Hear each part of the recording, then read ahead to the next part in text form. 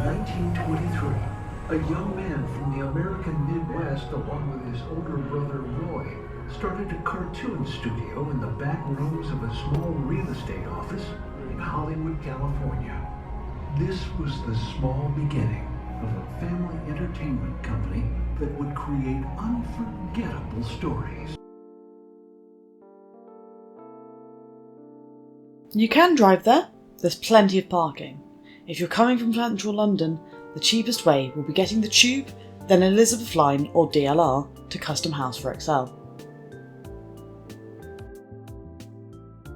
There's a bunch of stuff to see. I loved seeing so many original drawings and videos and scenes from the older shows. There's also the horses from the Mary Poppins carousel scene, and there's an area which is themed after the parks, which includes pictures like Small World, one of the castles, and a whole lot more. You can even sit in a teacup, like you would be on the teacup ride, and have your photo taken, which is quite lovely. The whole thing's a bit like an interactive museum. There's small areas where you can listen to sounds of voice recordings, or you can interact with things that move. There was also, towards the end when I went, a small area where you could colour in or do some puzzles, which is great for younger children because by that point their feet are going to be tired and they are like little picnic benches. Obviously that could have changed because I went in December.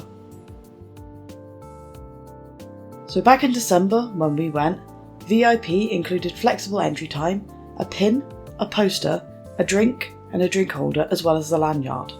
That was £50 per adult, obviously including entry as well. They've changed it to be £67.50 and added a tote bag, plush toy, digital photos and another poster. I quite like my pin and I have used the drink holder, but for an extra £20–30, that's a lot to spend on a VIP package. However, if you do collect Disney merchandise, it might be worth it for you, because that tote bag, plush toy, digital photo, poster, lanyard, drink holder, drink, pin and poster cost you £40. And that's 9 Disney things, which works out to less than £5 per Disney thing. So if you really love collecting Disney merch, that might be what you want to do. However, I would say maybe only one person needs to do it. Obviously, if only one person does it, not everyone in your party gets the flexible entry though, so bear that in mind. This would actually be my biggest tip.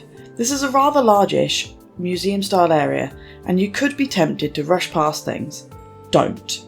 There is so much to look at and take in and read and watch.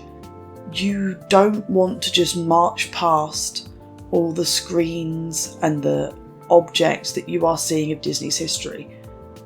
You're paying money to be there, you don't get kicked out after a certain amount of time, and you can't really go back once you've left. So if there's a particular area you want to spend more time looking at, do that. Don't just go, oh, I've been here, I've done it. You haven't unless you've actually seen all the things.